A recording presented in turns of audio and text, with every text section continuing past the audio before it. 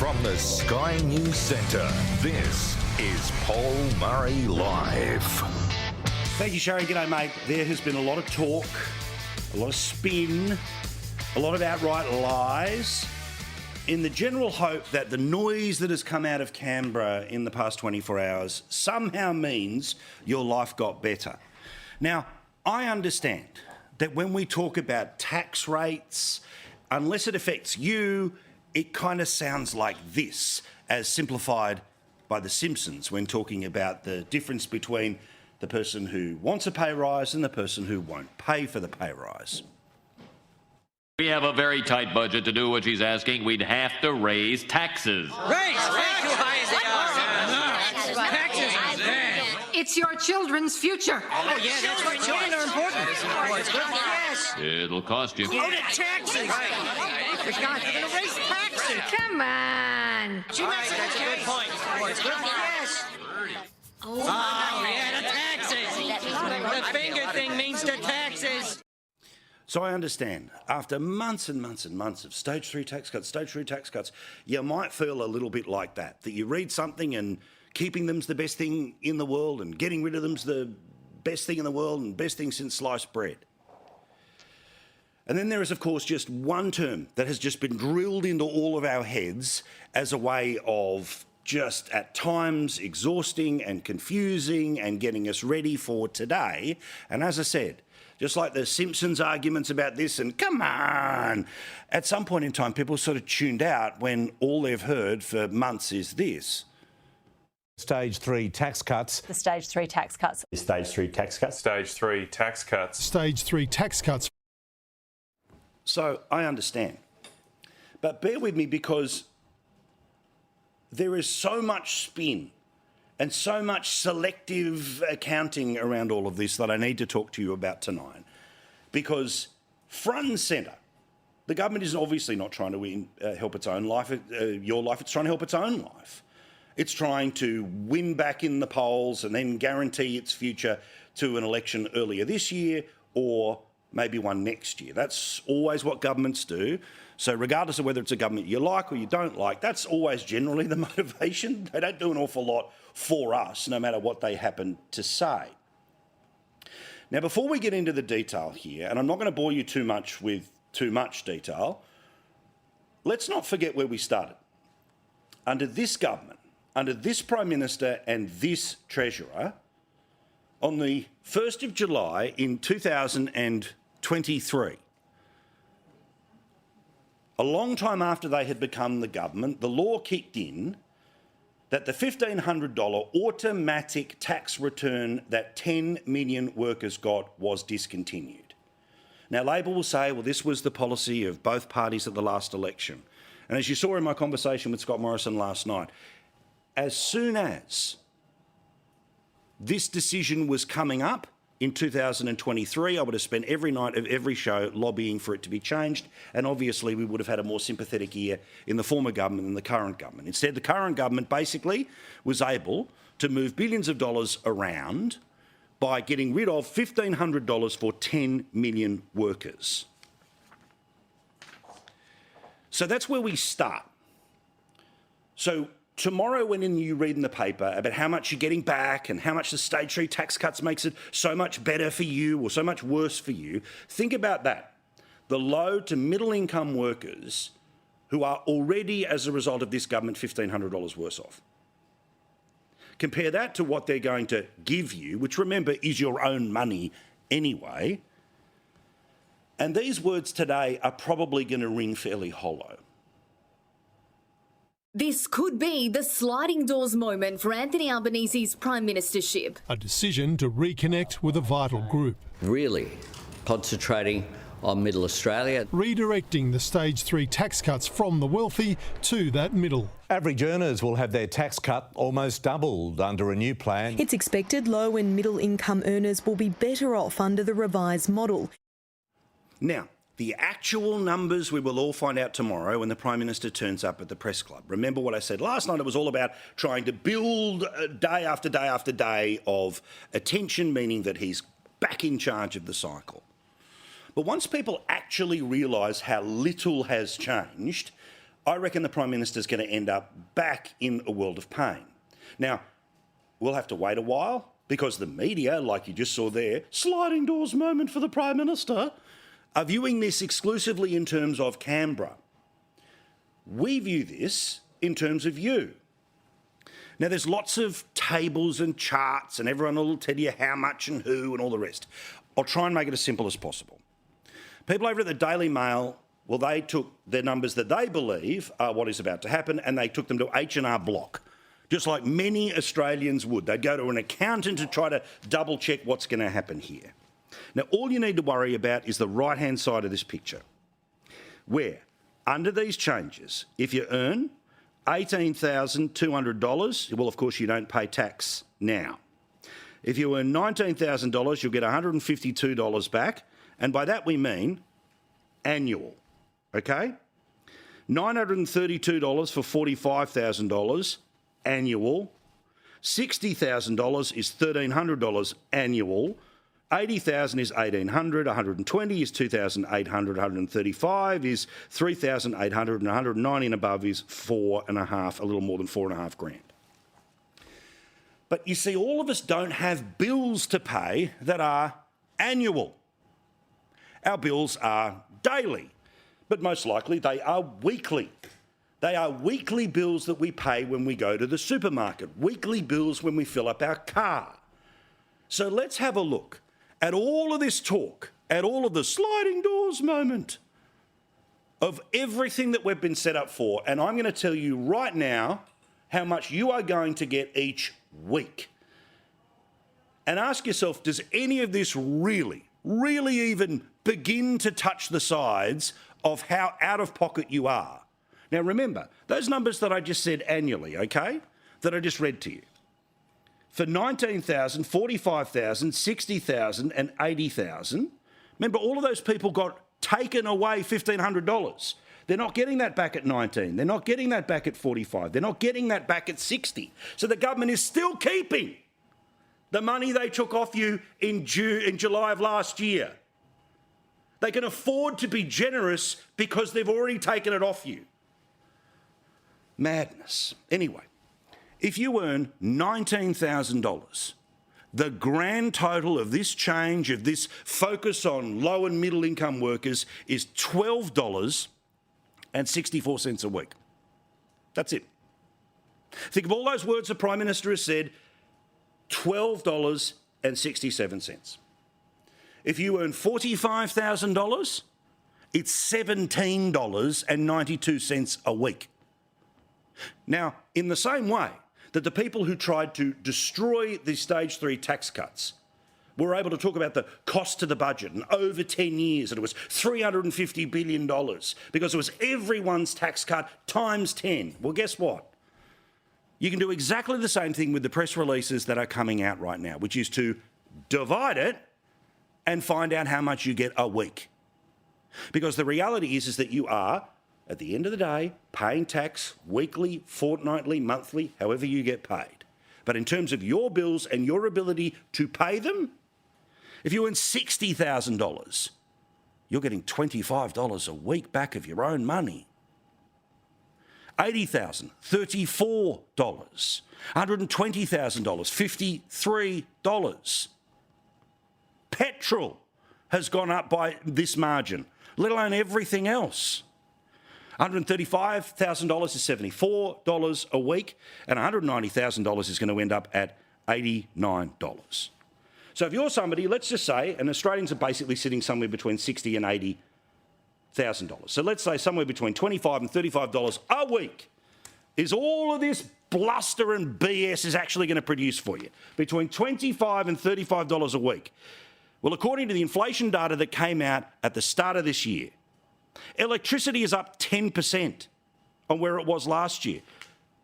That's not going to touch the sides. $25 to $35 won't help you with gas or insurance or bread and cereal or your rent or your food products or your housing or your dairy. Because all of those things have already been eaten up. And remember, you could have had $1,500 extra before this exercise started. And then if they kept that $1,500 and delivered the tax cut, well then yes, you would be a little further in front. But they took the $1,500, and the best you're going to get back for the bulk of Australians is between $25 and $35 a week. That's it. Oh, but it's a sliding doors moment for the Prime Minister. Normal people will think that there's a gold bar of gold bullion being sent to them in the mail based off some of the garbage that they have been reading, seeing and hearing. Because the play of the people around the Prime Minister is that you're too stupid to notice your own finances. But guess what, Prime Minister? For those people who watch every single cent, a few more cents is helpful. Sure, no question. But it doesn't change their world when for most Australians it's between $25 and $35, which wouldn't even be enough money to take the family to the movies once. But you see, because all of the people in Treasury sit around and say it's hundreds of billions of dollars because it's everyone's tax cuts over 10 years, what a generous offer this is. The reality is for normal people, it's 4/5 of bugger all. But think about the costs as well, about these low and middle income earners and the working families in the middle of Australia, and that's what we care about here. What about the people that are sending their kids back to school? It's just happened in Queensland, about to happen in most of the rest of the country in the next couple of weeks. Well, according to a whole bunch of surveys, you pick them, but basically it'll cost $512 to send your kid back to school this year. Uniform, textbooks, bag, water bottle, bit of technology, maybe some new stationery. The government is giving you $25 to $35 back via this tax cut for the week that you will go to a shop to make those payments. And let alone the people that are trying to pay off a house. Now, remember, after the Albo doesn't have interest rate rises, the people that are trying to pay off a loan in Australia, if it's $500,000, you've had to find an extra $14,500 with interest rates where they currently are and the expectation they're going to stay there for a while. ANZ Bank says it could be as long as a couple of years. People on $750K, an extra $21,000 they've had to find, $1 million for $29,000. So my simple point is this. They want a pat on the back for $25 to $35 a week. Now, the easy pushback against that is, well, how would he know? That's going to be a massive difference to people. Don't patronise people by pretending that they're now in the money because they're $25 better off a week. Don't patronise Australians by telling them the world got better and it's yellow brick roads from here because they got $35 a week extra. Now, my rage and anger does not come because the people who have been working very hard and are lucky enough to be being paid well and not getting the full tax cut that they should be getting. Although that is, of course, what I believe, because as I told you, 11% of the country pays 55% of more than what? $300 billion worth of income tax that happens each and every year. My aggro tonight is that the Prime Minister makes all this noise and all this fuss and calls all the MPs back to Canberra to rubber stamp a decision that had already been taken by Cabinet and had already been leaked to the newspapers. Must feel great to be a backbencher from Western Australia who had to fly over for a, 1-hour meeting so you could be the human meat puppets for the Prime Minister's non-press conference today because the cameras weren't allowed to ask questions. They were just there to film for the story. And the government got exactly what it wanted, which was the spin from the media that the government is helping you. The government is trying to help itself. My bet is that the people who sweat on every single dollar will notice that $25 to $35 is not winning lotto. Meantime, a few people have been sending me this today, and I appreciate that you did, which was a lot of people that have been focused on the broken promise part of all of this, where they want to put to one side the tax cuts, the money and all the rest of it, and they want to focus on the broken promise. And they think that this is a very significant moment for the Prime Minister and he will pay a political price for the broken promise. I certainly hope so, but that was, again, one of the media angles today. This could be the sliding doors moment for Anthony Albanese's prime ministership. A decision to reconnect with a vital group. Really concentrating on Middle Australia. Redirecting.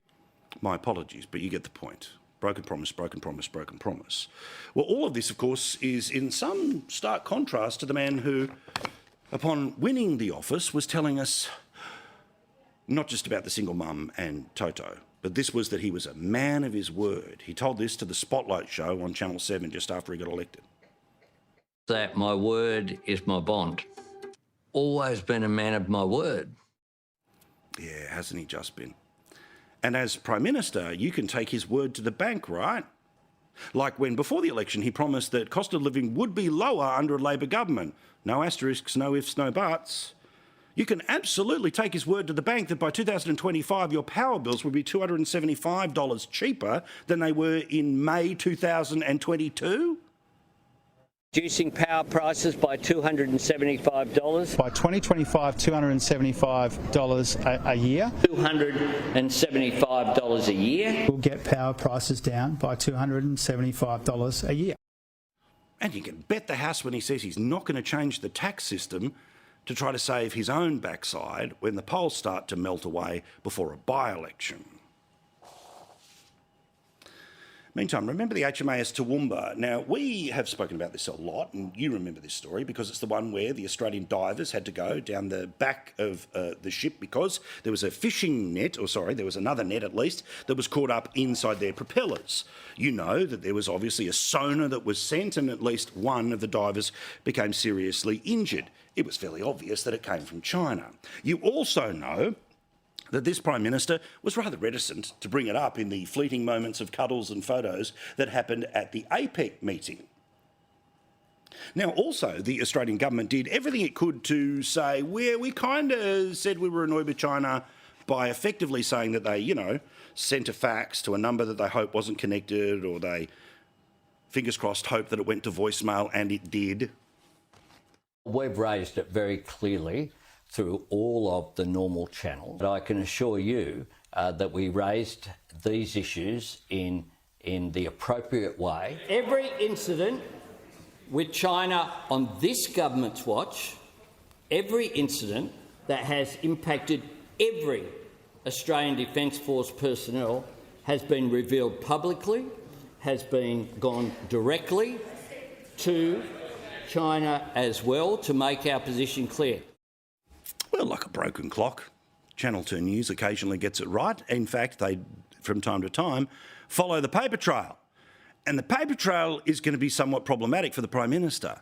You see, according to the ABC and their reporting, which comes via Freedom of Information, we now know exactly when the incident took place, when the government was informed, and the moment that they decided not to talk to China when they had the opportunity to be face-to-face. Let's read along. The Prime Minister's department was notified about a sonar incident with the Chinese Navy days before Anthony Albanese met with the President on the sidelines of the International Summit in San Francisco. Now, all of this is in October of last year. In emails that have been seen by the ABC and obtained under Freedom of Information laws, a senior official within the Department of Prime Minister and Cabinet confirmed that Defence had contacted her to explain what had happened to the Australian divers in the East China Sea. The Assistant Secretary wrote on November 15 that the head of the military had outlined what had happened 24 hours prior. So it happened on October 14. The government is told on October 15. The emails provide a timeline of when PM&C was first notified, and then, of course, matters were released when it came to, eventually, the Australian public being told. Now, the Australian public was not told until the 18th, and that was when this statement was released by the Defence Minister Richard Marles, and this was done so on Twitter, no press conference. What happened between the 18th and the 15th? Oh, the moment when our Prime Minister saw the leader of China and didn't mention it. There may be some questions to answer, because again, we definitely raised it with China, but you knew it happened, you walked into the room, you didn't mention it, and then we didn't find out that any of it had happened at all until after you were on your way home. But my word is my bond. well done to the ABC for being able to find that information. Now, a few other things I quickly want to mention. By this time tomorrow, there's going to be some serious issues in and around Queensland as this tropical cyclone is going to make its way towards landfall.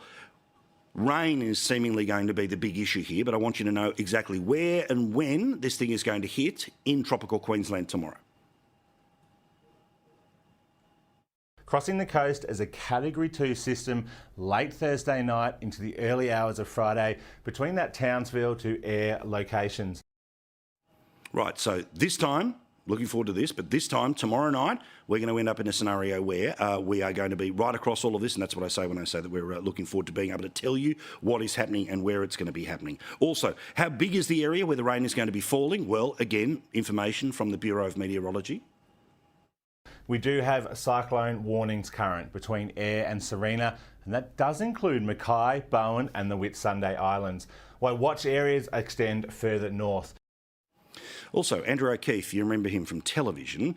Well, what a difference 10 years makes. 10 years ago, here he was as an ambassador for White Ribbon, of course, the anti-domestic violence organisation. He at the time was telling us that he was on a mission to change men's attitudes about violence towards women. 10 years later, the story today. Andrew O'Keefe has been found guilty of a degrading attack on a woman. He has been found guilty here of common assault, occasioning actual bodily harm, 2 counts of possessing a prohibited drug and contravening an apprehended violence order. The magistrate said that his actions were absolutely condemned. However, he will not be going to jail because of a series of other community orders which have been placed upon him. But again, the magistrate says you treated the woman with disrespect, your actions were violent and degrading, you placed her in a position of fear, not only for yourself, but for her children in their own home. He's been sentenced to a 12-month community corrections order and 3 months community corrections order for the domestic violence offences. And as you know by now, Trump wins big and wins big in New Hampshire. He is on a virtual certainty of becoming the Republican nominee. Whether he becomes the president or not, of course, that is all open to seeing what happens. Latest numbers via the Associated Press and the New York Times tell us it's about 54 to 43% to Nikki Haley. Now, a few things worth noting here. Nikki Haley, who is no chance of actually becoming the nominee, but she'll stick around because the donors hope that lightning will strike and somehow Trump will just simply disappear in a puff of smoke, or the Supreme Court will wipe him off the ballot. So she's sticking around in the hope that she'll be able to pick up the pieces. But Donald Trump decided to get rather personal, yes, and rather nasty about Nikki Haley and what she was wearing when she was excited about coming second. And when I watched her in the fancy dress that probably wasn't so fancy come up, I said, what's she doing? We won. Something noted by this panellist on Fox News as being a little unnecessary. The margins in Georgia, in Arizona, in Michigan, in Pennsylvania, it's minute, right? It can be the difference between whether you came out and you criticized your opponent's dress, which some could interpret as demeaning a woman, again, which is obviously something that he suffers from, or just making a little offhanded comment that someone says, you know what, I'm going to sit home, or actually, I want 4 more years of Joe Biden. But he has an uncontrollable narcissism and rage about him when he feels insulted. But interestingly, the angle that Nikki Haley is going to take here, which is the only way to avoid Trump versus Biden is to vote for me, because I'll replace Trump, then I'll beat Biden. But she's also started to focus in on an area that apparently might move as many as 6% of voters, which is if they can say and they can prove that Donald Trump is well and truly not as sharp as he used to be, and he's even in a worse mental place than Joe Biden. I'll have to see him trip over a few more times for that to be the case. But that means she said this today. No, I've long called for mental competency tests for politicians over the age of 75. Trump claims he'd do better than me in one of those tests. Maybe he would, maybe he wouldn't. But if he thinks that, then he should have no problem standing on a debate stage with me. But just to drive home the point that maybe Nikki Haley's support is not quite what it seems. That even if there was a matchup between Nikki Haley and Joe Biden, some of the people that are trying to get Nikki Haley to become the Republican nominee, well, they'd vote for Biden anyway. I voted for Nikki Haley, and it was certainly a strategic vote. I think that the DNC is fairly resolute in their nomination for Joe Biden. And while I wouldn't vote for her in a general election, a vote for Nikki Haley helps diminish Trump's influence in the RNC in their nomination, but is also a vote towards democracy. So is his support bills on the House of Cards? Probably. But Trump is on his way to being the nominee. Quick break. Back with more. We'll talk about the weekly tax cut of somewhere between $25 and $35 and whether that changes everything, most importantly for the citizens, or it's a sliding doors moment for the Prime Minister. More in a sec.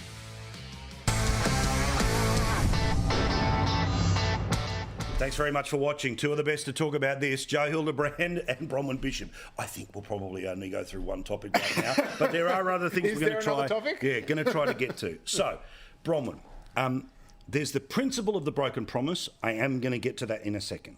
But what we have seen is the Prime Minister, all of this is about politics because the Parliament needs to pass a law. The Parliament doesn't sit until February, and tax changes don't happen immediately. They sort of kick in on July 1 or January the 1st. Now, if they're going to change that system, I don't know. Clearly, I don't live in his head or know what's going on in the smoky rooms of the faceless people in Canberra. However, I think that setting up false expectations always hurts a politician.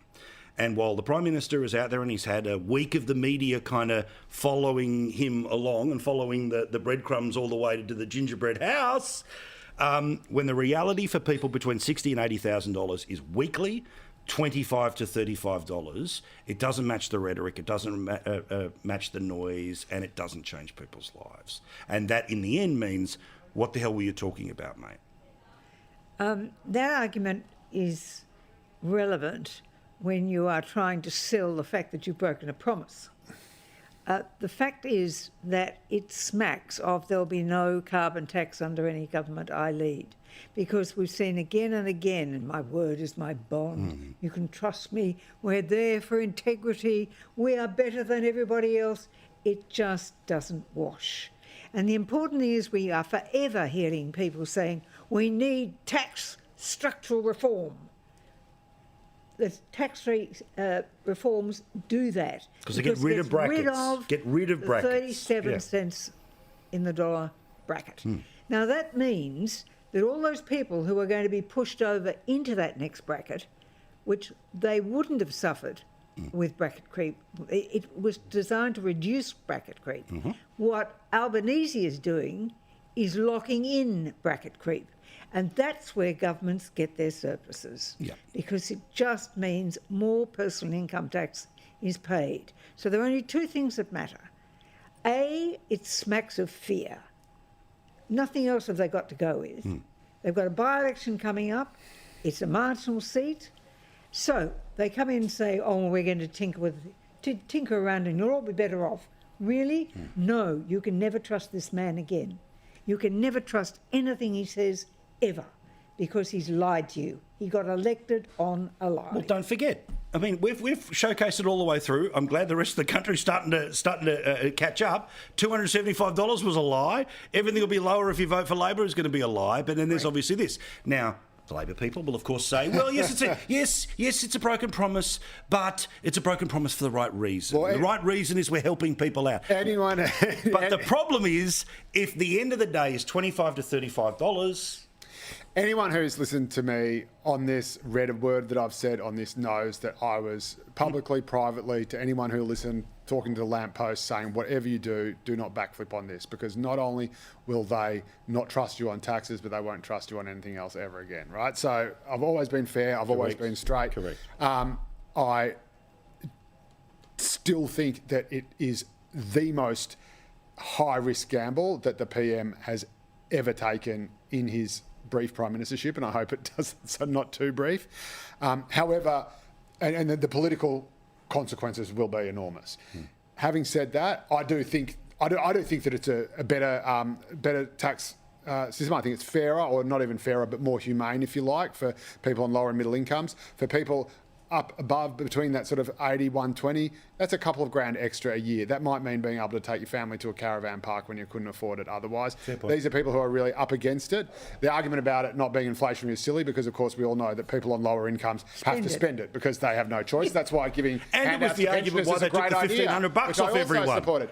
But that's right, and we'll see what happens with that. And there'll be more relief as well in the budget, I have no doubt, particularly with energy bills and stuff. But there's a couple of potential things here. Firstly, I think I know the government is sick of playing on the back foot. It's sick of being defensive. It's decided that the best defence is a good offence and that it is worth even being offensive, if you like, in more ways than one, it seems, on the breaking of a promise. Because everyone is everything the government's done for people before, no one knows about it. Right? 8 out of 10 people don't know about it. But everyone knows by the end of today how much they're getting in a tax cut because you just told them, and even if $25, some people might think, oh, $25, that's not too bad. And that's the logic, right? So what it seems here is that, again, let's start talking about the 4D chess, right?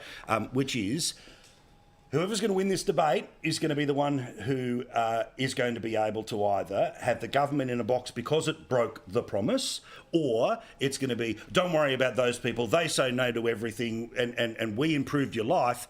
But I think that second part collapses because of what the actual impact of this is in people's lives. That said, as a libertarian, I say cut taxes all the time, right? So my suggestion is that the Liberal Party should say we're always going to vote for a tax cut. We'll vote for this, but what we will not support is bracket creep, and we will fight that at the next election. Bang. Sorry, Bronwyn, I know you need to, but Susan Lee's saying absolutely we're committed to stage 3 and we'll put them in. That was, I know Susan, she's lovely, dumbest thing that any Liberal politician has said this entire term. She should have said absolutely nothing. She should have said, well, he's just completely torn up the rule book, thrown it out. You know, once people get these tax cuts on July 1... That is the only message that will be coming out. The question is, this was a promise made. It went to 2 elections. Labor promised it. Labor voted for it. They promised it twice. You're going to go to the next one saying, we're going to take back the money that you are already getting. That is not going to happen. That's why I say... Vote for it. That's why I say walk in, vote for it. So, I mean, this is the thing, Bronwyn. Okay, so, again, we know what the danger is for the government, but is there a danger given that you've got a media that literally today was saying, is this the sliding doors moment for the Prime Minister? They are desperate to rehabilitate him. They've got the pack of whackers desperately ready to go, right? They're trying to say that the broken promise stuff, that's just a News Corp thing. The issues of he'll never be trusted, that's just a Sky News primetime thing. But guess what? When you're dealing with things as central as can I trust my Prime Minister and have they actually changed my lives, you can't spin your way out of that by trying to silo the bad news, because the bad news will get out. Well, let me tell you what I think this is part of. This is definitely aimed at Dunkley, but then the next part is there's going to be tax cuts. There'll be something done in the budget. There's only one budget between now and the next election. The tax cuts will come in on the 1st of July, whichever they are. There is a likelihood somewhere along the line there could be a reduction in interest rates, and no first-term government is going to wait till May to reap the benefits of those things. When, by the way, we should explain, they can do it from August. From August, they can go to an election. No. And my prediction is that is precisely what they're building up to. But is your expectation, though, that...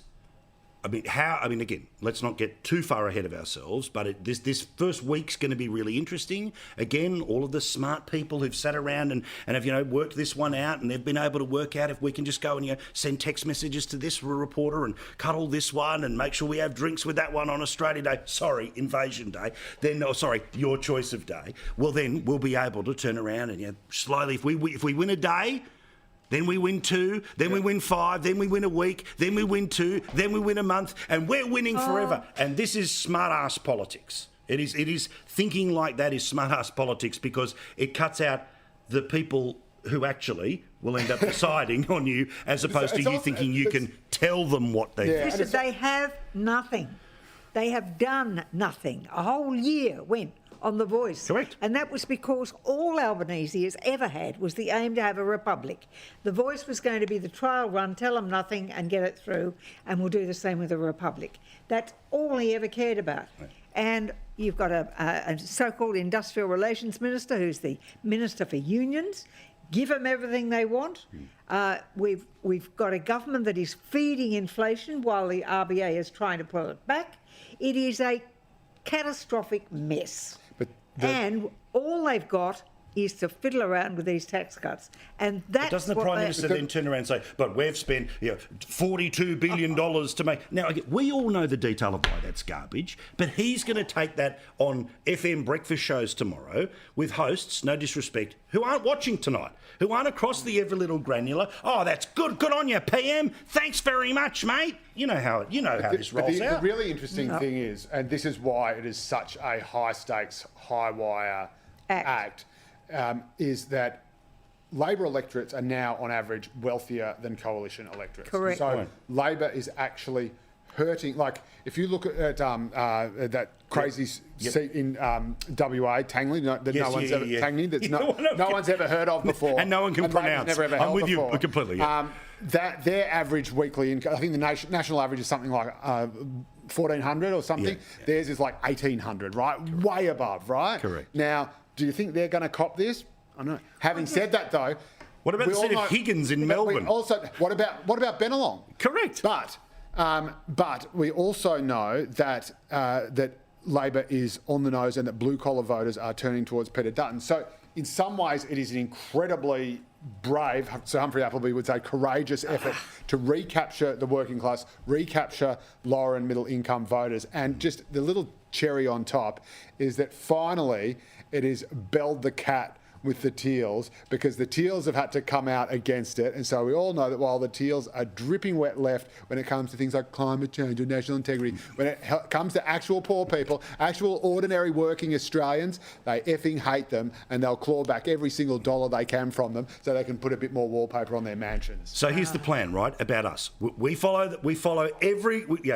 count every grain of sand on the beach. We follow every play, all right? So I'm going to tell you word for word how it's going to play every single night about how they're trying to win the message game. But never forget, and it's why I explained to you the actual weekly breakdown for you here. And if you think there's any Australian who's going to go, thanks, mate, when they already took $1,500 off them, and again, for many of those brackets, they're not even giving that back right now. Well, I don't think messaging is going to get around that, but and we'll chat also about remember Jonathan Lee's interview when Bill Shorten was up in Queensland and put to FIFO workers that $200,000 a year made them rich. Yep. And the reaction that stemmed from that. That Jonathan Lee interview was very important in the outcome of that election. Very good and they're the sort of people, the aspirational people who work and work hard, but also who are not going to say this. We were planning on this. This was promised, and you've broken a promise. You said your word was your bond and all this sort of rubbish. We cannot believe a single solitary word that Mr Albanese has to say to anybody. Yeah. But also, don't forget, I mean, I was watching again, in the preheat of all of this, one of the discussions on one of the Channel 7 or Channel 9 breakfast shows, they had a finance guy on, and he was talking about, well, I think the logic here is about taking $1 off Gina and $1 off Twiggy to give to... Okay, now, great fan of Mrs. Ryan Hyatt, her support and her work. No. But can we be very clear? If you have $180,000, it's not $1 million and it's not $1 billion, all right? So this is part of the calculation that the left has made, is the assumption that 180 is Life O'Reilly. We all know it ain't. It's better than 40. We get it. But also, people like that aren't paying pay-as-you-go tax at all. No. Like, you don't get like... chances are their income is zero on paper while they've got all these company holdings. All right, we're out of time. Bronwyn, Joe, I think we'll return to the subject at some point. Maybe. Very rare we stick on one. We did it for a year with The Voice, though, so we'll see what happens. All right, thank you, guys. Do appreciate it. The wonderful Megyn Kelly joins us after the break. The future for Trump, the future for Haley, and some madness from the United States. Our favourite guest from the US joins us next. Our favourite time of the week to talk to our favourite lady in the world, none other than the wonderful Megyn Kelly, joining us from the United States where the news never stops. Lovely to see you, rock star. How are you? It's great to be here. I'm very well, thank you. Politics, politics, politics, and a lot of woke stuff we'll get to in a second. But you've always been very clear that people were in the Republican Party, they weren't going to move on from Donald Trump. Iowa, most likely New Hampshire, has proven that. In the end, it seems like it's just unfinished business. I mean, people that have been copying it from their friends and family since 2015 were hardly going to change their mind when they had one last chance to vote for him.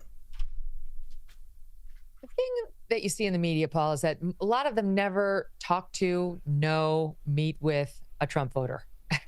And if you know, my job is as a journalist just to stay open-minded to them all and see what is the world telling me, not who am I rooting for. I am very able to separate that from what is the world telling me. And the world has been telling me, and everyone who's willing to listen, very clearly that Republicans love Donald Trump, that the Republican Party is his party and has been for quite some time now. And that while there are still some who don't like Donald Trump within the Republican Party, they are a clear minority. And while it was a divided field, it was always clear that Trump was going to have more votes than any other singular person. We've won almost every single poll in the last 3 months against crooked Joe Biden, almost every poll. And she doesn't win those polls. And she doesn't win those. This is not your typical victory speech. Now that he's left with just one other person standing, and that person isn't anything like Trump in her policies and her approach to anything, there's just not enough votes to put her over the top. So it's very clear who is going to win this nomination. And the only real big question left is who's going to win the next election, which comes in November. It's also been amazing that when Democrats turn around, and yes, we know how this goes between now and November, end of democracy, end of the country, dictator. I mean, if anyone ever has the misfortune of tuning into MSNBC, there's their breakfast show called Morning Joe. Literally, they have to go to 11 every single day, which eventually means they're the boy who cried wolf about this stuff. But the reality is that the legal side of how the system went back after Trump, it rehabilitated him, because after 20, after even the sense of 22 and the candidates that he was backing in, you could say that, okay, great, you won it once, but the record's pretty bad afterwards. But they were able to completely reinvigorate the reason for people to back Trump, who may well have wavered away. In fact, they probably even garnered more support for him. So as they sit back and look forward to all of these court cases, I think that they'll be seeing something different than a lot of Americans will be, which is the persecution of the bloke. Mm-hmm. It worked for Trump in a couple of ways. Number one, it made the United States, and I mean large numbers of voters, Republicans and some independents and even some Democrats, say, forget it. It's Trump or bust. We cannot allow people to do this with the legal system. We cannot allow the Justice Department and various state justice departments to be manipulated in this way for lawfare, to take down the people's preferred democratically elected or potentially elected candidate. It's never been done before in the United States. This is banana republic stuff.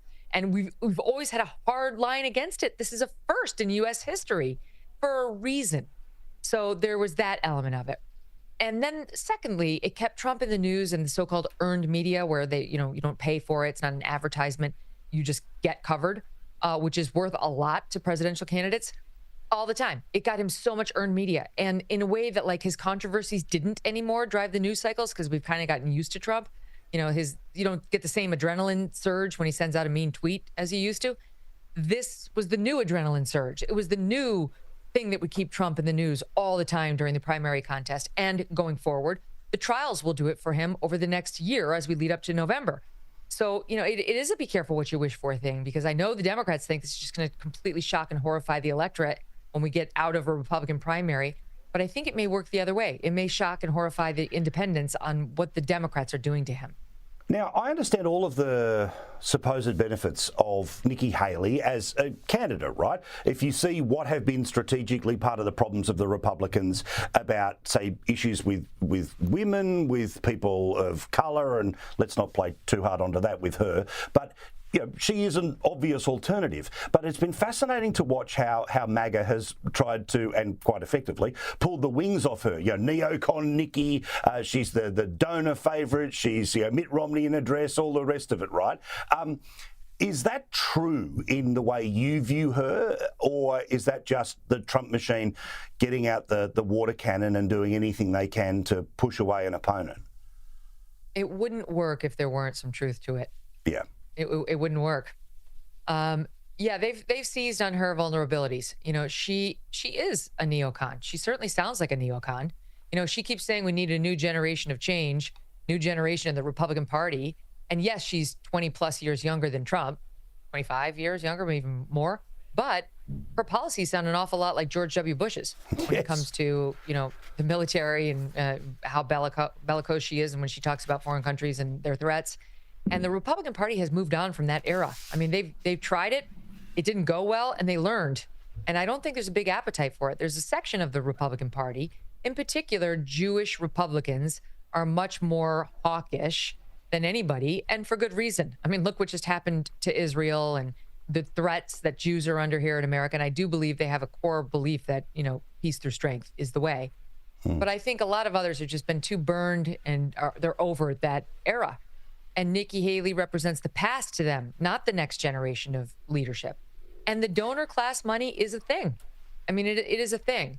Don't get me wrong. Whoever winds up getting the nomination, the donor class comes in and bends the knee. All those bankers on Wall Street, they come in and they bend the knee. They need the president of the United States to love them. So eventually, there's always that relationship. But if they buy you nice and early, then you're more beholden to them. And there's a fear that they can shape your positions and that they're your original, benefactor. And she's benefiting from that in terms of dollars right now, but also getting hurt because people have a natural aversion to the donor class, especially in today's day and age. So some of it's true and it's hurting her. And I just don't think, look, maybe I'm crazy. Maybe she'll resurrect somehow, but it's over for her. It's done. The contest is over. Literally, the bloke she appointed to the Senate endorsed Donald Trump.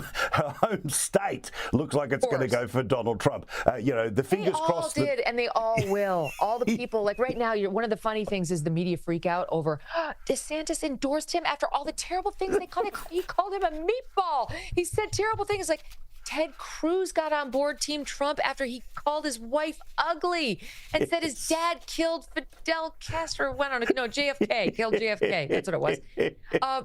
They all do, because you have to, as a politician, and I would argue as a journalist, check your own desires about who should win and get behind the one who is likely to win so that you can have some influence over him. That's how Ted Cruz is looking at it. That's how Ron DeSantis is looking at it.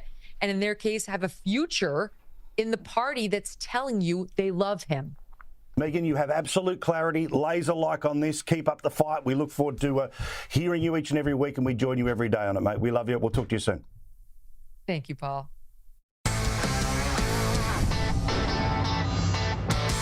You may have noticed one of my New Year's resolutions is to not swear on the TV. Currently, okay. Close a couple of times this week, but we're trying not to swear on the telly. Anyway, someone trying to put out a press release did apparently a survey, 1,500 people, to find where is the sweariest part of Australia. Now, it goes, number 10, Wollongong, number 9, Craneburn, number 8, Ballarat, number 7, Albury-Wodonga, number 6, Rockhampton, Brisbane is at number 5, Newcastle number 4, Gold Coast number 3, Toowoomba number 2, Bendigo. Dirty potty mouth Bendigo. Apparently 21 swears a day. A day? Give me the right circumstances. I reckon I could do that in a sentence. And allow me not to illustrate that to you right now, because here's the late debate. We'll see you tomorrow night here on Paul Murray Live, where our guest will be Nigel Farage, back